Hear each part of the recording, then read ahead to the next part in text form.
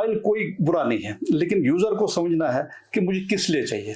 कुछ ऑयल्स है जो कि टॉपिंग के लिए है, उनको आप डीप फ्राई ना करें। फार्मर्स के पास सीड की कमी है, फॉडर सीड की अवेलेबिलिटी बहुत ज्यादा नहीं है। वो जीन्स जो है वो क्वालिटी के लिए अलग है और प्रोडक्शन के लिए, प्रोडक्टिविटी बढ़ाने के लिए अलग है। अभी तक स्क्वाश ने 120-124 के आसपास वैरायटीज रिलीज की होंगी, different crops, be it cereal crops, pulses, forages, vegetable, fruit.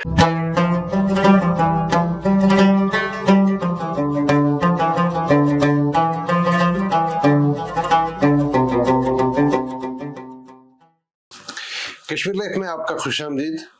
आज की मुलाकात का जो सिलसिला चल रहा है ये डेडिकेटेड है एग्रीकल्चर को। ज़राअत किसी भी सोसाइटी का बुनियादी सेक्टर होता है और इंसान की शुरुआत हंटिंग गैदरिंग के बाद एग्रीकल्चर से ही शुरू हुई है। तो ये इस पर इन्हिसार है सेकेंडरी सेक्टर का भी और बहुत किसी हद तक टर्शियरी सेक्टर का भी। तो इस सिलसिले में, इन मुलाकातों के इस सिलसिले में हम उन लोगों से बात करते हैं जो मुख्तलिफ क्रॉप्स के हवाले से जानते हैं, तजर्बे करते हैं और जो नई नई टेक्नोलॉजीज़ हैं उनका तारुफ करते हैं आम लोगों के लिए, ताकि जो ग्रोवर हैं उनको उससे कुछ मदद मिले। या जो नई इंटरवेंशंस हो रही हैं, साइंस एक 27 प्रोसेस है और इसमें मुसलसल और मुतवातिर तजुर्बात होते रहते हैं मुख्तलिफ यूनिवर्सिटीज़ में अक्रॉस द वर्ल्ड। तो जो नई चीज़ें हैं वो भी हम इसमें आम लोगों तक पहुंचाने की कोशिश करते हैं। तो आज की मुलाकात में हमने दावत दी है सुकास्ट कश्मीर के senior professor doctor Asif Bashir शिकारी को। ये plant breeding and genetics department से है। जेनेटिक्स आप जानते हैं, जेनेटिक्स ही बुनियाद है। हाँ, सेल तो हम जानते हैं, सेल के अंदर जो होता है वो तो ही तो जीन होता है और ये जीन ही है, चाहे इंसान का हो या चिनार का हो, जीन ही बताता है कि बनने वाली इमारत कैसी होगी और उससे क्या मुमकिन होगा। वो उसमें फल होंगे या उसमें महज पत्ते होंगे, वो लंबा होगा या वो चौड़ा होगा। तो खैर, इस पर बात करने के लिए डॉक्टर साहब हम आपका खुशामदीद करते हैं इस शो में। शुक्रिया आपका, कश्मीर लाइफ, आप सबका, आपकी टीम का, आपने मुझे यहाँ पे दावत दी है। और जैसे आपने इंट्रोडक्शन में कहा, myself doctor Asif, I am from genetics division of SKUAST Kashmir. तो हमारा जो टारगेट ऑब्जेक्टिव रहता है जेनेटिक्स डिपार्टमेंट के शोबे में, वो है कि crop improvement, genetically improved crops, जिनकी की जो भी क्रॉप है, चाहे वो सीरियल है, पल्सेस है, या फिर ऑयल सीड है, या फोरेजेस है, या फिर फ्रूट क्रॉप्स या वेजिटेबल क्रॉप्स है, what we look for is the trait improvement. कैसे इनकी ट्रेट्स, जेनेटिक वैल्यू, उसको बढ़ाया जाए। उसमें अगर हम ब्रॉडली क्लासिफाई करें, नहीं, इससे मतलब बेसिकली हम लोगों को, अपने जो देखने वाले हमारे हैं सामीन, उनको ये बताना चाहेंगे कि हम एक ऐसे दौर में गुजर रहे हैं, जैसे कि मैंने पहले भी अर्ज की, कि जहां हम साइंस इस हद तक पहुंच गया है कि वो सेल के अंदर, सेल तो खैर आम बड़ी चीज हुई, आम आँख से देखी नहीं जा सकती, सब माइक्रोस्कोपिक क्रिएशन है कायनात का, लेकिन उसके अंदर जो चीज़ें होती हैं, जीन्स वगैरह, हम उनको एडिट करके या इम्प्रूव करके या किसी हद तक तब्दील करके हम उन क्रॉप्स की जो शख्सियत है, उस लाइफ का जो फार्म है, उसकी जो शख्सियत है, उसमें कुछ तब्दीलियाँ भी लाते हैं, क्योंकि हम फूड चेन में एपेक्स पे हैं तो अपने लिए। लेकिन इनको जीएम क्रॉप्स कहते हैं, जेनेटिकली मॉडिफाइड क्रॉप्स। लेकिन शुरुआत हम इसी बात से करना चाहते हैं, क्या ये कायनात और वजूद के प्रोसेस में कोई इंटरवेंशन तो नहीं है? और बहुत सारे लोग कहते हैं कि हम तो जीएम क्रॉप्स खाएंगे नहीं। देखिए, ये आपने एक जो मौजूद स्टार्ट किया, इस पर मैं ये ऐसे आपका जो मेरा रिप्लाई होगा, ये एक बहुत वसी मौजू है। इसमें काफी वॉल्यू और काफी डिबेट हुआ है और हो भी रहा है। और उसमें डिबेट के हवाले से यह है कि कुछ लोग they are pro, they say that there is no intervention, there is a genetic intervention, this just a gene, no matter where from it will come. So whether the gene, after all, what the gene is a DNA backbone, उसके ऊपर जो है nucleotides हैं. Nucleotides are made of phosphate and all those ATGC bases. Now ATGC पे कहीं से भी हो, they are same irrespective of what is the source of it. So it has nothing to do with the source. We are just putting a gene inside the background. Only that we are putting it in the unrelated background. हो सकता है हम कि एक bacteria से gene ले और जो है प्लांट में डाल दें, या किसी और allied species से जीन ले, एनिमल से जीन ले और प्लांट में डाल दें. It can be possible.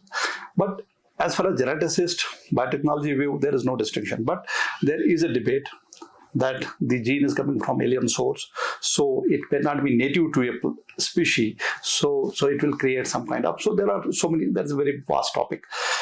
But at the same time, there is a GESC approval committee, genetic engineering approval committee, which has been designated by government of India to look into which crops can be actually considered for cultivation, general cultivation for the masses, and what are the crops which should not be cultivated before their approval is there. For example, cotton एक GM product है, उसके अंदर जो उसके bollworm infestation होता था, paste एक था, there is a lepidopteran pest. On the scientists did, they evolved a resistant version of the cotton called BT cotton by employing a gene from bacteria. So it became a success story all around the globe, and in India also it was released. But then other instance came to food crops. तो food crops में India में अभी तक release नहीं हुआ. So it has considerations, but obviously आपने खुद भी एक जिक्र किया genome modification का, genome modification through genetic editing, through gene editing. When we come to gene editing now, so gene editing has a lot of promise because it's not transgenic. जो आप पहले बता रहे थे GM crops, they are classified into transgenics. Now GM crops are purely, they're synonymous with transgenic crops. But genome editing era, it has brought a new revolution. That genome editing has been much acceptable compared to transgenic crops. And in future time, there is a possibility that we have the product based on genome editing. So ये process चलता रहेगा और ये debate चलता रहेगा. genome editing में उतनी ज्यादा stringent regulations नहीं है जितनी कि ट्रांसजेनिक क्रॉप्स में थी, क्योंकि यहाँ पे हम क्या कर रहे हैं, हम नेटिव स्पीशीज का खुद का ही जीन मॉडिफाई कर रहे हैं so that it converts a better value to the organism. Earlier, transgenic में क्या होता था? The gene has to be brought from outside. Now, genome editing has a promise and squashed in this direction. आपने recently सुना भी होगा gene editing sheep and or in crops also we are actually looking at to develop some of the varieties for individual traits as far as the gene editing platform is concerned. तो उसमें research होता है और इंशाल्लाह there are possibilities that product development will happen in near future. ये basically नाज़रीन मैं यहाँ बताना चाहूँगा, ये जो कोई भी क्रॉप आप उगाएं, कोई भी वैरायटी आप इस्तेमाल करें, चाहे वेजिटेबल की हो, अनाज की हो या बाकी जो प्लांट स्पीशीज हैं, इसमें सबसे बड़ा इम्पोर्टेंट ये चीज़ रहता है एक ये कि अगर हम एक कनाल में कोई चीज़ बोएं तो उसका यील्ड मौसम सीजन के खत्म होने पर कितना होगा. एक तो वो ये बेसिक ये थंब रूल है अक्रॉस वर्ल्ड कि यील्ड क्या है, प्रोडक्शन क्या है, प्रोडक्टिविटी क्या है. और लेकिन दूसरी चीज जो अब की दुनिया का मतलब फोकस रहा है, यील्ड तो अपनी जगह, लेकिन इसकी क्वालिटी क्या है, मतलब ग़िज़ाइयत, जिसमें हम देखेंगे क्योंकि मैक्सिमम फ्रूट्स जो हैं या वेजिटेबल हैं उनमें ग़िज़ाइयत भी देखी जाती है. और आप आजकल वो देख रहे हैं कि चावल में से कुछ दाने लोग निकाल रहे हैं और कहते हैं कि प्लास्टिक है. वो बेसिकली उसको कुछ वाइटामिन्स या कुछ मिसिंग एलिमेंट्स मिनरल्स जो होते हैं उसको फोर्टिफिकेशन उसका होता है. तो मतलब अब हम उस दुनिया में रहते हैं. अब मैं इस हवाले से डॉक्टर साहब से ये बात पूछना चाहूँगा कि हमारे यहाँ जो बास्केट है राइट प्लांट लाइफ का जो हम इस्तेमाल करते हैं, मैं देवदार की बात नहीं कर रहा हूँ, मैं खाने स्टेपल डाइट की बात. तो इसमें हमें कौन सा क्रॉप बहुत सीरियस लेना चाहिए जिसमें हमें दोनों चीजें देखनी जरूरी है, एक यील्ड दूसरा क्वालिटी. ये बहुत ही रेलेवेंट क्वेश्चन है. तो अभी तक जो स्क्वाश का रोल रहा है, अभी तक स्क्वाश ने 120-124 के आसपास वैरायटीज रिलीज की होंगी, different crops, be it cereal crops, pulses, forages, vegetable, fruit, 120 के ऊपर से वैरायटीज, 124 वैरायटीज स्क्वाश ने। जब से स्क्वाश का जो वजूद आया 1982 में, we have done enough as far as the variety release is concern. और उसका जो ब्रॉडली अगर मैं कहूँ, ब्रॉडली हमारे 2 ऑब्जेक्टिव्स रहते हैं। सब क्लासिफाई करेंगे तो बहुत सारे ऑब्जेक्टिव्स हैं, लेकिन ब्रॉडली हमारा रहता है प्रोडक्शन, जैसे हमने कहा कि प्रोडक्टिविटी को बढ़ाना, पैदावार को बढ़ाना, पैदावारी सलाहियत एक वैरायटी की वो इंक्रीज करना। और दूसरा क्लासिफिकेशन है पैदावारी सलाहियत के साथ साथ हम इसका क्वालिटी, न्यूट्रिशन क्वालिटी या कोई और क्वालिटी जिसके लिए ये प्रोडक्ट जाना जाता है, वो चीज का ख्याल रखें। अब दोनों के लिए जैसे हमने शुरू किया कि genes, what we call a gene, कोई भी फिनोटाइप हो, कोई भी एक्सप्रेशन हो, कोई भी मैनिफेस्टेशन हो किसी भी हालत में, इसके बुनियादी जो है वो हमारा डीएनए है, जीन है ना। वो जीन्स जो है वो क्वालिटी के लिए अलग है और प्रोडक्शन के लिए, प्रोडक्टिविटी बढ़ाने के लिए अलग है। अब हमारे रोल जो एज प्लांट ब्रीडर है, वो हम इन जीन्स का जो सोर्स पहले देखते हैं कहाँ है, वो जीन जो है वो है किधर, वो कौन सा डोनर है, कौन सा जर्म प्लाज्म है, कौन सी वैरायटी है जिसके अंदर ये जीन मौजूद है।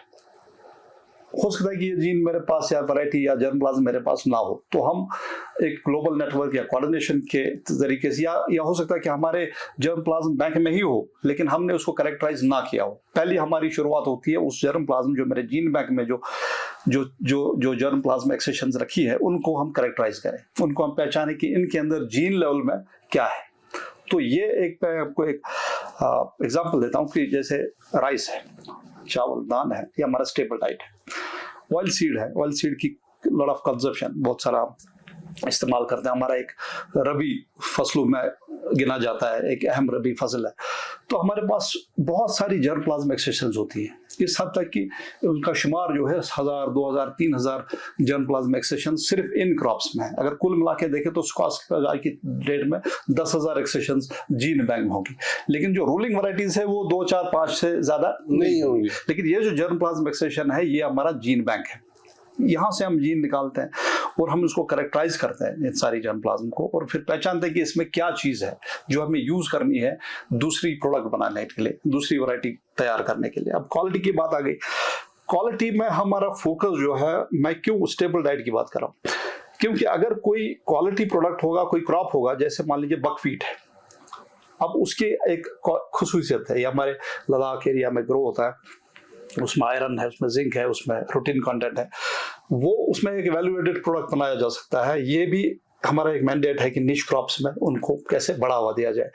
लेकिन on at the same time अगर मेरे स्टेपल डाइट में कोई कंटेंट, न्यूट्रिशन कंटेंट में बढ़ा रहा हूँ, staple diet means rice, wheat, मेज, ऑयल, तो मैं मासेस को इससे फायदा किन को होगा? जो लोग ज्यादातर तो स्टेपल डाइट ही खाते हैं, तो फायदा ज्यादा जो हमारे बिगर मास, बिगर चंक ऑफ द पॉपुलेशन उनको होगा अगर मैं कोई न्यूट्रिशन क्वालिटी स्टेबल डाइट में एनहांस करता हूँ। मिसाल के तौर पे राइस हमारा स्टेबल डाइट है। अगर ऐसे बता दूं, 80 kgs रिकमेंडेशन है पर ईयर पर पर्सन, तो उसके हिसाब से जो हमारा जो J&K स्टेट की जो डिमांड है वो 12 लाख टन के आसपास है पर ईयर।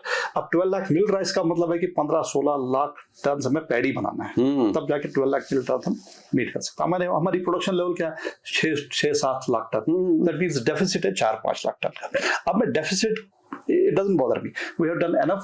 हमने जो प्रोडक्शन है वो 10 राइस में 2 टन से लेकर 10 तक चले गए पर हेक्टेयर। अब हमने प्रोडक्शन लेवल तो बहुत बढ़ाई है, और अगर हम कहते हैं कि 40% डेफिसिट है, ये पहले ये डेफिसिट जो था ये कहीं 80% था, अब हमने इसको, या 90% था, अब हमने इसको बढ़ा के now my deficit is not beyond 30-40%। ये चीज है, but at the same time I am looking for, मैं क्वालिटी की तरफ ध्यान दे रहा हूँ। क्वालिटी में क्या आता है? क्वालिटी में हमारे माइक्रोन्यूट्रिएंट्स है, मैक्रोन्यूट्रिएंट्स है। अगर राइस की बात करें तो जिंक और आयरन डेफिशिएंसी हमारी पॉपुलेशन में एक डीप रूटेड है, खास करके जो बच्चों पे एनीमिया है, 60% बच्चों में अर्ली एज में they are anemic, iron deficiency होती है। जिंक भी बच्चों में बहुत ज्यादा जरूरी है और एडल्ट्स में भी। तो जो राइस का अपना जो लेवल है आयरन का या जिंक का, आयरन का लेवल 1-2% से ज्यादा या 3% से ज्यादा नहीं होता है मिल राइस में, और ब्राउन राइस में यही लेवल थोड़ा सा अपग्रेड होकर 10% तक जा सकता है। सिमिलरली जिंक लेवल 15% से नीचे होता है मिल राइस में। और अगर ब्राउन राइस की बात करें, ये 30 सॉरी नॉट परसेंट, ppm, तो 30 ppm से ये जो है ब्राउन राइस में जा रहा है। तो मीन्स अगर हम ब्राउन राइस ले तो it carries more of zinc 30 ppm compare to iron which carries. तो ये दो चीज़ें हैं। अगर हमारा जो एक प्रोग्राम था उसमें हम देख रहे थे कि किस तरह हम जिंक और आयरन की मात्रा बढ़ाएं। अगर ये 1.32 पर ppm है जो है आयरन, इसको मैं तकरीबन 10 ppm ले सकता हूं कि नहीं। इसी तरह अगर जिंक का जो कंसंट्रेशन है वो नॉर्मल राइस में 15 ppm है, क्या हम उसको 30 ppm तक ले सकते हैं। तो अगर हम सब जानते हैं कि जग हमारा रवायती किस्म है धान जग तमुल, उसमें जो अपना जिंक का जो कंसंट्रेशन है वो 30-40 ppm के आसपास है। दैट मीन्स अगर हम इस प्रोडक्ट को प्रमोट करें तो ये हमारे जो डेफिशिएंसी है, एटलीस्ट अगर ब्रेकफास्ट सीरियल इसको बनाया जाए वो फुलफिल कर सकता है। तो ये एक क्वालिटी एट्रीब्यूट है। अब दिस क्वालिटी एट्रीब्यूट ये एक जेनेटिकली कंट्रोल्ड चीज है। इस पे काम चल रहा है कि कैसे हम इसको जो है इसके जो एफिशिएंसी है वो बढ़ सके, क्वालिटी कैसे इम्प्रूव हो सके। At the same time starch quality. अब स्टार्च क्वालिटी मींस कितना, जैसे हम कहते हैं कि ये चावल बहुत भारी है खाने में, तो डायबिटीज एक यूजुअल एक नई मुसीबत है दुनिया की। तो डायबिटीज में कोई फूड हैबिट्स थोड़ा सा चेंज हो गए और कंसर्न जो है लोगों का ज्यादा चूजी हो गए, स्पेसिफिक हो गए, और कंसर्न भी बढ़ गया कि हमें चावल कितना लेना चाहिए, कितना नहीं लेना चाहिए। सो फूड प्रेफरेंस थोड़ा सा लोग कोशिश कर रहे हैं कि बैलेंस करने के लिए एंड डाइवर्सिफाई करने के लिए, सो दैट उस चीज को जो है एड्रेस किया जाए ना। उसमें हम क्या कर रहे हैं, उसमें जो आपका राइस की बात करूंगा, इसमें दो मेजर ग्रुप्स है, बासमती और non basmati. Non basmati means जो हम यूजुअली रूटीन केक होता है जी, चाइना वगैरह वैरायटीज, इसकी जो लेंथ है वो शॉर्ट होती है। और बासमती इज लॉन्ग ग्रेड, और इसमें एक पैरामीटर्स एक्चुअली ये पेड़ा के खास पैरामीटर्स है। Basmati will be called rice is a basmati which has 6.5 millimetre more length mill rice, और उसका जो है cooked rice should go 13 millimetres, and similarly length bread ratio should be 4.4 3.5 से ज्यादा होना चाहिए। तो ये इसका स्टैंडर्ड है जिस चीज को बासमती कह सकें, और इसमें अरोमा होना चाहिए। That's the definition of basmati. Now basmati is usually related to low GI, glycemic index जो है इसका कम होता है। और on the country non basmati जो शॉर्ट ग्रेन राइस है, जिसका कि लेंथ ब्रेड रेशियो 2 के आसपास है, जो इसका मिल राइस है 5 mm के ऊपर नहीं जाता है, तो ये जिसमें हमारा कश्मीरी चावल भी आता है, तो उसमें भी एक ये है कि ये शायद स्टार्च ही है और बासमती स्टार्च ही नहीं है, ब्रॉडली ऐसे लेते हैं लोग। But what we are looking, अब हम बासमती को ही बासमती अपनी जगह है, बट हम ये देख रहे थे कि जो नॉन बासमती फ्रंट में भी है, जो कि हमारा स्टेपल डाइट है, तरीक़ेकार जो हमारी कलनरी जो प्रेफरेंस है वो तो नॉन बासमती है।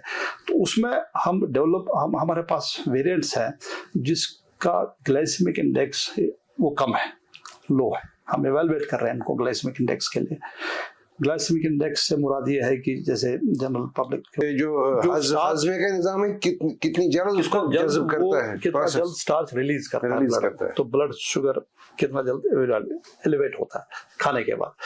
और आपसे मैं शेयर करना चाहूँगा जो हमारा कश्मीरी जो हेरिटेज है, जो पुरानी मुश्कबुची है या फिर जग है या फिर लरबुल है या और भी बहुत सारे जो हमारे जग की भी कई सारे किस्में हैं, और मुख्तलिफ और भी लैंड्रेसेस हैं, नूनबेल करके एक चावल है, या बहुत सारी, वो हम सारे प्रिजर्व कर रहे हैं। तो उनके अंदर मैंने खुसूसन ये देखा, हमने इनको जीनोमिक्स जेनेटिक्स लेवल पे पढ़ा, और ये है कि वो चावल एक बैलेंस्ड चावल है, बहुत सारी उसमें ऐसे भी जो कंट्ररी बिलीव था कि ये मोटा चावल है, इसे ये नहीं खाना चाहिए, तो उसमें एक बैलेंस स्टार्च है मैं पूछना चाहूँगा, क्योंकि आपने काम किया है ऑयल सीड्स के हवाले से, मैं चाहता हूँ यील्ड और क्वालिटी के हवाले से आप ऑयल सीड्स पे कुछ हमें बता दें, क्योंकि काफी टाइम के बाद हमने फिर सरसों का जो सरसों प्रोडक्शन वापस आ गई है। और क्योंकि हम पहले बहुत सारा वक्त ये जो झाड़े का जमाना होता था इसको हम ऐसे छोड़ते थे, तो लेकिन अभी वापस आ रहा है। हाँ, ये एक्चुअली आपने सही टॉपिक बताया। ये कहानी शुरू होती है national mission on oil seeds, क्योंकि ऑनरेबल पीएम ने इनिशिएट किया था 2014 में। तो national mission on oil seed overall country level पे ये था कि जो डेफिसिट है ओवरऑल कंट्री को 60% ऑयल इंपोर्ट करना पड़ता था। अब 2025 तक का टारगेट रखा गया 2014 में कि कैसे ये ब्रिज करे, ये जो डेफिसिट है, ये जो इंपोर्ट ऑयल करना पड़ता है 60% के अराउंड, वो कैसे कम किया जाए। तो एक मिशन चला जहाँ की ऑयल सीड, इसमें बहुत सारे कंपोनेंट्स थे। एक ये था कि ऑयल सीड की प्रोडक्टिविटी बढ़ाई जाए। तो कश्मीर में भी इसका जो है हमारा जो HADP holistic development agriculture development program, उसके अंदर ऑयल सीड का एक बहुत बड़ा प्रोजेक्ट है। और कश्मीर गवर्नमेंट का या जम्मू एंड कश्मीर गवर्नमेंट का एक फोकस था कि ऑयल सीड प्रोडक्टिविटी को कैसे बढ़ाया जाए। क्योंकि हमारे यहाँ आज की डेट में कोई स्टैटिस्टिक्स कहती है 12 kg पर ईयर चाहिए ICMR रिकमेंडेशन, और कोई स्टैटिस्टिक्स कहती है 20 kg पर ईयर एक इंसान की ज़रूरत है ऑयल की। अगर उसको मद्देनजर रखते हुए कहेंगे तो ये कोई 2.8 लाख टन के आसपास आता है हमारी डिमांड जम्मू एंड कश्मीर की। अगर आज की डेट में हम देखें कि पॉपुलेशन प्रोजेक्शन 1.4 करोड़, तो उसके हिसाब से 2.8 लाख टन हमें आज की डेट में ऑयल रिक्वायरमेंट है जम्मू एंड कश्मीर की। अब हम यहाँ कितना बना रहे हैं, हमारा जो अवेलेबिलिटी है वो है 1 लाख टन के आसपास। That means we are having a deficit of around 60%, 70% minimum Jammu and Kashmir. तो 1 लाख टन जो है, और इसीलिए ये जो मुहिम है वो चली है कि प्रोडक्शन जो हमारी 40,000 हेक्टेयर या 50,000 हेक्टेयर बताई जाती थी, अब उसको कहीं लेके गए हैं 1.5 लाख हेक्टेयर। तो नेचुरली ये दोगुनी तिगुनी हो गई है। तो जो ये आपकी जो ये गैप है, जो 2.8 लाख का जो डिमांड है, शायद हम उसके थोड़े से और नज़दीक आ गए हैं। तो जहाँ ये प्रोडक्शन का सवाल है, वहीं जहाँ प्रोडक्टिविटी प्रोडक्शन की बात है, वहाँ क्वालिटी की बात है। अब हमारा जो यहाँ पर ऑयल सीड का है मेन क्रॉप है हमारा सरसों है। तो सरसों को अगर क्लासीफाई किया जाए, इसमें 2 चीज़ें हैं, रेप सीड और मस्टर्ड। और रेप सीड वो चीज़ है जो हम कश्मीर में खासकर उगाते हैं, और जम्मू एरिया में मस्टर्ड ग्रो होता है, कुछ में रेपसीड भी ग्रो होता है। और ओवरऑल जो इंडियन कॉन्टेक्स्ट में Indian mustard, what we call mustard, ही ग्रो होता है मेजर इलाके में। और कश्मीर में पर्टिकुलरली हम रेपसीड ग्रो करते हैं। और ईस्टर्न इंडिया में वहाँ भी रेपसीड, येलो सरसों ग्रो होता है। और हम अपनी जो है सरसों वैरायटीज़ की अगर बात करें तो ये ब्राउन सरसों में आता है, रेपसीड किस्म में आता है। और इसका जो ऑयल क्वालिटी है, अगर हम कंपेयर करें, एक प्रोग्राम चला था डाइवर्सिफिकेशन ऑफ ऑयल, मतलब बहुत सारे ऑयल सीड्स क्रॉप क्यों ना इंट्रोड्यूस किया जाए, ये भी एक कंसिडरेशन है। अगर ऑयल सीड है यानी कि सरसों है, सरसों के मुकाबले सनफ्लावर भी हो सकता है, सनफ्लावर के मुकाबले सीसेम यानी कि जिसको हम तेल कहते हैं वो भी हो सकता है, लिनसीड, सोयाबीन, और भी बहुत सारे ऑयल की किस्में हैं। इसमें मैं एक चीज़ बता दूं, हमारा टारगेट जो यहाँ है मस्टर्ड ऑयल में ये है कि एक बैलेंस तरीके का ऑयल है। इन ए वे ये इंडियन कुकिंग को रिस्पॉन्ड करता के लिए बिल्कुल बना है, कि because Indian cooking is all about, ये हमारा डीप फ्राइंग हैबिट है। समोसे, पूरी, जो है पकोड़े, तो ये ऑल डीप फ्राइंग हैबिट। तो ये ऐसा एक तेल किस्म है जो कि हीट स्टेबल है। इसका स्मोक पॉइंट 2050 के ऊपर है। तो स्मोक पॉइंट जिसका ज़्यादा होगा उसकी हीट स्टेबिलिटी बहुत ज़्यादा होती है। इसलिए जो है ये इंडिया में, खासकर नॉर्थ इंडिया में और ईस्टर्न इंडिया में बहुत पॉपुलर है मस्टर्ड और रेपसीड ऑयल, क्योंकि ये स्टेबल है अंडर डीप फ्राइंग और कंटिन्यूस फ्राइंग। तो इसलिए जो है कश्मीर रीजन के लिए यही ऑयल प्रेफरेबल है। अब इसमें एक चीज़ है, यूरिक एसिड थोड़ा सा इंडियन मस्टर्ड में ज़्यादा है, रेपसीड में उतना ज़्यादा नहीं है। But we have also developed some lines जिसमें कि यूरिक एसिड की मात्रा थोड़ी सी कंटेंट कम हो। ये हमारा ब्रीडिंग टारगेट है।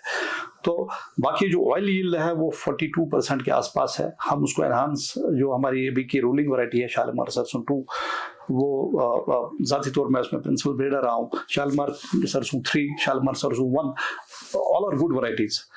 तो ये इनका जो यूरिक एसिड लेवल थोड़ा सा कम है बनस्पत मुकाबले जो बाहर से ऑयल आता है।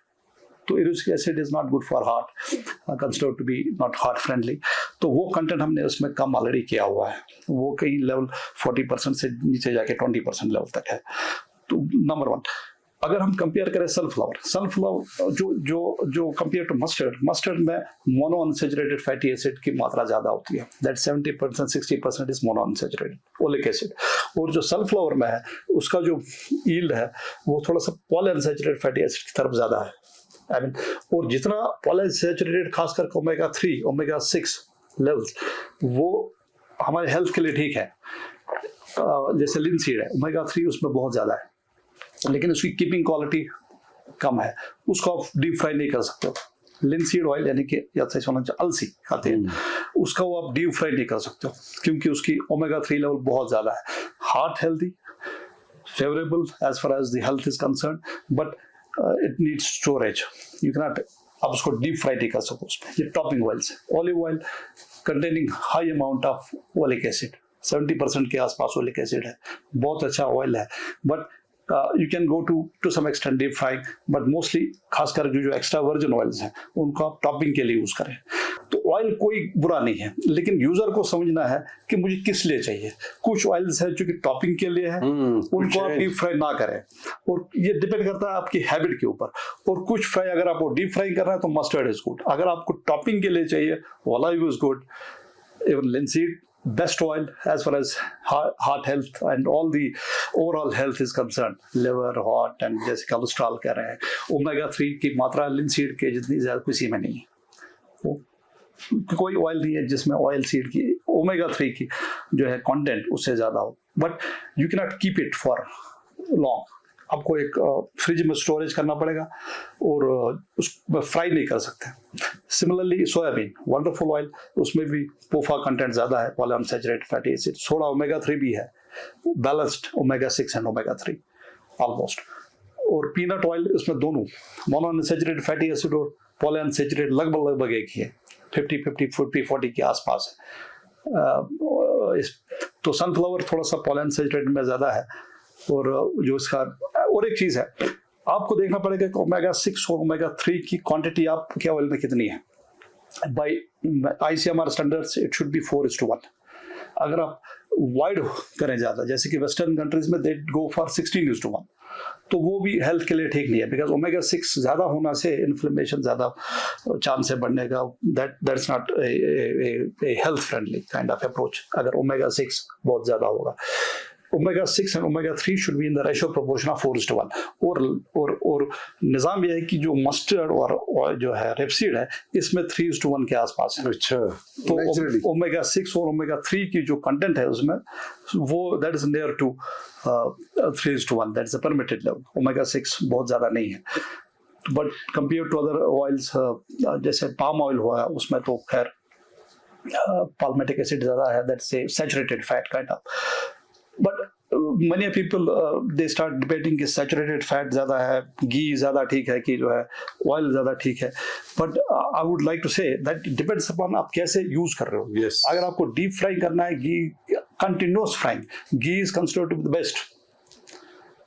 सो क्योंकि वो हीट स्टेबल है प्रोडक्ट है, और ऑयल में मैंने जैसे कहा कि mustard is having a heat stability. तो ये चीजें आप खुद से डिसाइड करें आपके हेल्थ के लिए, आप कैसे सिस्टम ऑफ कुकिंग कैसे है। तो that's why we are working on the genes which control all this. इसमें खासकर फैट 2 जीन है जो कि linoleic acid that is omega 6 को बनाता है, और फैट 3 जीन जो कि ओमेगा 3 यानी कि लिनोलेनिक एसिड को बनाता है। तो वो जीन्स जो 2-3 ये जीन्स हैं उन पे हम देख रहे हैं कि कैसे हम उनको कंट्रोल करें अपनी वैरायटीज में, देखें कि इनका एक्सप्रेशन लेवल कैसा है। That's actually what we are. Doctor साहब हमने तो स्टेपल की बात की, हमने ऑयल सीड्स की बात की, लेकिन एक चीज़ बड़ी इंपॉर्टेंट है जो यूजुअली इग्नोर होती है, क्योंकि हम ग्रेजुअली लाइफ स्टॉक कम होता जा रहा है कश्मीर में, क्योंकि अर्बनाइजेशन है, लैंड पे प्रेशर्स हैं, अब बड़े बड़े आप नहीं रख सकते हैं हर्ड्स, तो उनकी वजह से थोड़ा कम हो गया है, लेकिन पूरा ख़त्म भी नहीं हुआ। ये जो फॉडर क्रॉप्स हैं फॉर इंस्टेंस, उसमें कुछ हो रहा है, और हमारी क्या स्टेट एंड स्टेटस क्या है फॉडर सिस्टम्स का? एक और टॉपिक है जहाँ की न्यूट्रिशन और प्रोडक्शन का मुख्तसर में बताऊंगा। इसमें जो हमारा ग्रॉसली में ये बता दूं कि 150 लाख टन की हमारी रिक्वायरमेंट है फॉडर की, JNK की, और उसमें से हमको खाली 90 लाख टन मिल रहा है। That means we are 40% deficit in fodder. और अगर हमें अपना लाइफ स्टॉक इंडस्ट्री को सपोर्ट करना है, the fodder production has to elevate, go up.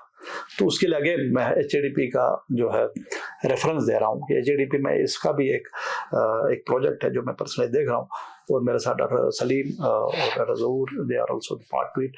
वो एक्चुअली इसमें हमारा रोल ये रहता है कि जो शालीमार फॉडर मेज 1 एक वैरायटी है जो कि हमारे ड्राईलैंड एग्रीकल्चर रिसर्च डॉक्टर ज़हूर, डॉक्टर सलीम उनके ग्रुप का है, तो वो जो रिलीज हुई है variety, that has enhance the productivity, you can say 2-3 times. अगर हमारा प्रोडक्शन लेवल जो था मेज फॉडर में कह रहा हूँ, that is a maize fodder variety, first maize fodder variety from Kashmir, and production level उससे पहले मेज का 150 क्विंटल्स के आसपास था, टन्स क्विंटल्स पर हेक्टेयर, और आज की डेट में जो उस वैरायटी का 400 क्विंटल पर हेक्टेयर इसका यील्ड है। That means it has gone up. अब हम जो उसका भी कर रहे हैं, हम सीड प्रोडक्शन लेवल को थोड़ा सा इंक्रीज करें, बिकॉज फार्मर्स के पास सीड की कमी है, फॉडर सीड की अवेलेबिलिटी बहुत ज्यादा नहीं है, 90% डेफिसिट है सीड, फॉडर सीड। तो उसमें हमने honourable vice chancellor he took a proactive step that to enhance the seed production of all the crops and particularly the fodder. तो fodder availability और seed availability के साथ जुड़ा हुआ है। तो सीड जब तक नहीं होगा तो फॉडर अवेलेबिलिटी नहीं होगी। तो स्क्वास्ट हैज टेकन इनिशिएटिव कि upscale in a massive way the seed availability of fodder. ये इसमें मेन चीज़ है। और जो क्वालिटी की बात है उसमें जो हमारे दो तीन चीज़ों का ख्याल रखना पड़ता है कि उसमें जो है लिग्निन कंटेंट थोड़ा कम होना चाहिए वाटर में, पेलेटेबिलिटी, डाइजेस्टिबिलिटी, और उसके लिए हम डाइवर्सिफाई भी कर रहे हैं। हम कुछ ऐसे भी फॉडर प्रमोट कर रहे हैं जो कि नॉन मेज फॉडर क्रॉप्स, जैसे ओट्स हुआ, ओट्स में ऑलरेडी हमारी वैराइटीज़ है। तो sorghum में कुछ अच्छे वेरिएंट्स अभी हम HADP में ला रहे हैं। कुछ पेरिनल फॉडर्स जैसे अल्फा हमारा उसमें हम डेवलप कर रहे हैं, बिकॉज पेरिनल फॉडर्स में जो अल्फा लेग्यूमिनस फॉडर है, तो लेग्यूमिनस फॉडर में प्रोटीन कंटेंट 24% होता है कंपेयर टू सीरियल फॉडर मेज जिसमें कि 12% होता है। तो ये प्रोटीन कंटेंट भी बहुत जरूरी होता है। तो इसलिए हम कोशिश करें कि जैसे बरसीम हुआ या फिर अल्फा हो, उसका सीड प्रोडक्शन भी एनहांस करें, सो दैट जल्द से जल्द ये फार्मर से ज़्यादा पहुंचे। नाज़रीन, जिंदगी का जो निज़ाम है इसमें ये प्रोटीन का गेम है। प्रोटीन आप खाएं तो प्रोटीन अंदर से बने, प्रोटीन अंदर से बने तो लाइफ बेहतर रहती है।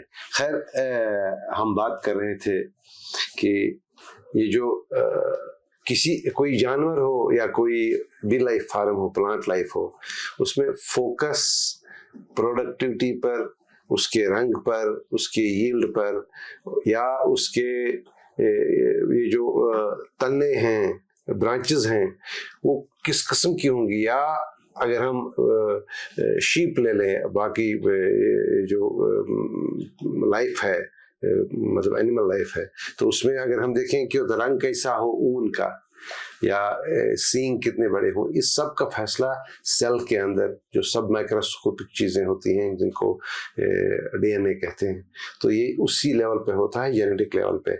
और जेनेटिक लेवल में काफ़ी ये दौर जो है, इस दौर में इस वक्त ज़बरदस्त दौड़ चल रही है। जेनेटिक्स का जो नॉलेज हमको मिला है उसको हम किससे और कैसे और कितनी हद तक काम में लाएंगे, ताकि हम बेहतर वैराइटीज़ को बेहतर करेंगे इंसान के लिए, क्योंकि हम अपेक्स पे हैं फूड चेन के। तो इस सिलसिले में काफ़ी काम हो रहा है, और पिछले कई बरस से जो मेजर इंटरवेंशन आ गए साइंस से, लाइफ साइंसेस के हवाले से, वो जेनेटिक्स से ही आ गए। और अभी हम एक नई दुनिया की तरफ जा रहे हैं जहां हमारे जीन्स देख के ही डॉक्टर साहब हमारी दवाइयाँ तजवीज़ किया करेंगे। तो ये फील्ड बहुत इम्पोर्टेंट होने जा रहा है। तो हमने मुख्तसरन बेसिक बातें डॉक्टर शिकारी साहब से की और हम उम्मीद करेंगे कि आइंदा आने वाले दिनों में कोई और मौका हम ढूंढ लें डॉक्टर साहब से एक बार फिर बात करने के लिए। तब तक डॉक्टर साहब आपका बहुत बहुत शुक्रिया। बहुत बहुत शुक्रिया।